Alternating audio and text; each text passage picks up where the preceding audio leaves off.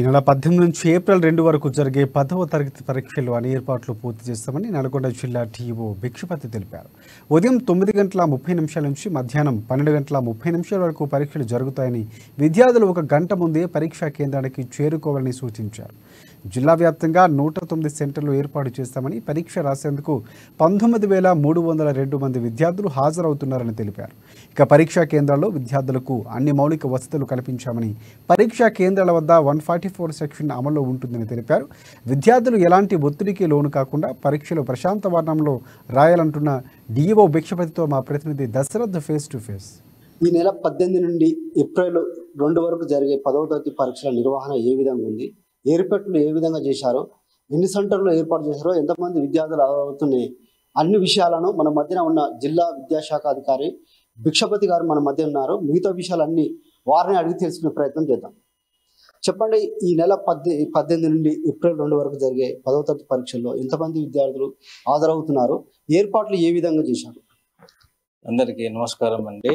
మరి ఈ నెల 18 నుంచి ఏప్రిల్ 2 వరకు జరిగేటువంటి 10వ తరగతి పరీక్షలు, మరి వాటి సమయం అనేది 9:30 నిమిషాల నుంచి 12:30 నిమిషాల వరకు ఉంటుంది. కాబట్టి మరి ఈ జిల్లాలో 19,302 మంది విద్యార్థులు పరీక్షకు హాజరవుతున్నారు. అదేవిధంగా మరి 109 సెంటర్లు ఉండడం జరిగింది. సిఎస్లు, డిపార్ట్మెంటల్ ఆఫీసర్స్, అదేవిధంగా ఇన్విజిలేషన్ సంబంధించినటువంటి ఆర్డర్స్ ఇచ్చి ఇవ్వడం జరిగింది. అదేవిధంగా వాళ్ళకు కూడా ట్రైనింగ్ ఇవ్వడం జరిగింది. అంతేకాకుండా పరీక్షా కేంద్రంలో అన్ని ఇన్ఫ్రాస్ట్రక్చర్స్ కల్పించే విధంగా తగు చర్యలు తీసుకున్నాము. అక్కడ ఫర్నిచర్ కానీ, ఎలక్ట్రికేషన్ కానీ, అదేవిధంగా త్రాగునీరు కానీ, టాయిలెట్స్ కానీ, ఫ్యాన్లు కానీ ప్రతిదీ కూడా తీసుకోవడం జరిగింది. ప్రతి సెంటర్లో కూడా సీసీ కెమెరా పర్యవేక్షణలో ఉంటుంది. కాబట్టి మరి సెంటర్ చుట్టూ 144 సెక్షన్ ఉంటుంది. సెంటర్ చుట్టూ ఉన్నటువంటి జిరాక్స్ సెంటర్లు అన్నీ కూడా బంద్ చేయాల్సిందిగా కోరడం జరుగుతుంది. అదేవిధంగా కలెక్టర్ గారి ఆధ్వర్యంలో ఈ 10వ తరగతి పరీక్షలు సక్సెస్ఫుల్గా, అదేవిధంగా మంచిగా జరిగే విధంగా సరైనటువంటి చర్యలు తీసుకోవడం జరిగింది. పరీక్షల నిర్వహణ సమయంలో పరీక్ష కేంద్రాల వద్ద 144 సెక్షన్ అమల్లో ఉంటుందా? ఈ పరీక్ష నిర్వహణకు ఎంతమంది సిబ్బందిని ఏర్పాటు చేశారు? ఇందులో పోలీస్ నుంచి, అదేవిధంగా medical and health, ANM, paramedical నుంచి, అదేవిధంగా మరి ఈ పరీక్షకు సంబంధించినటువంటి 144 సెక్షన్ కంపల్సరీ ఉంటుంది. దానికి సంబంధించినటువంటి రెవెన్యూ మరియు పోలీస్ డిపార్ట్మెంట్ వాళ్ళు తగు చర్యలు తీసుకునే విధంగా మేము వాళ్ళని రిక్వెస్ట్ చేయడం జరిగిన సందర్భంలో వాళ్ళు ఏర్పాటు చేయడం జరిగింది. ఇక్కడ ఏ విధమైనటువంటి ఇబ్బందులు లేకుండా అన్ని సెంటర్లలో తగిన చర్యలు తీసుకోవడం జరిగింది. విద్యార్థులకు పరీక్ష సెంటర్లలో కావాల్సిన మౌలిక వసతులు, తాగునీరు వసతి కానీ మిగతా వసతులు అన్ని కల్పించారా? అన్ని కల్పించినామండి. పిల్లలకి ఫర్నిచర్ కానీ, అదేవిధంగా తాగునీటి వసతి కానీ కల్పించడం జరిగింది.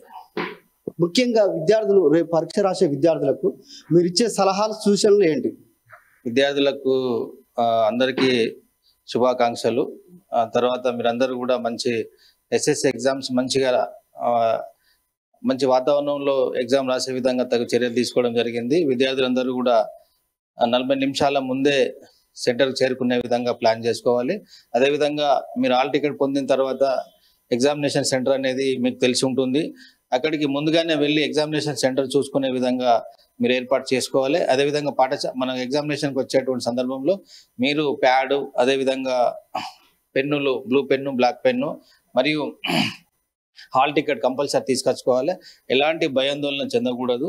మనము ఎగ్జామ్ అనేది కామన్గా ఈ బోర్డ్ ఎగ్జామ్ అనేది టెన్షన్గా ఉంటుంది. మనం స్కూల్లో ఏ విధంగా అయితే ఎగ్జామ్స్ రాసినారో ఇప్పుడు ప్రిఫైనల్ కానీ, SA1 కానీ అదే విధమైనటువంటి రీతిలో ఇప్పుడు ఉంటుంది. కాబట్టి టెన్షన్ చెందాల్సిన అవసరం లేదు. ధైర్యంగా రాయండి. మీ అందరికీ కూడా శుభాకాంక్షలు తెలియజేస్తున్నాను. ఇది సంగతి. 10వ తరగతి పరీక్షల నిర్వహణకు అధికార పక్షంగా అన్ని ఏర్పాట్లు పూర్తి చేయడం జరిగిందన్నారు. అదేవిధంగా పరీక్షలు రాసే విద్యార్థులు ఎలాంటి ఒత్తిడికి, భయానికి గురి కాకుండా ప్రశాంతంగా పరీక్షలు రాసి మంచి ఫలితాలు సాధించాలని సూచించడం జరిగింది. కెమెరామెన్ క్రాంతితో రిపోర్టర్ దశరథ, అమ్మా న్యూస్, నల్గొండ.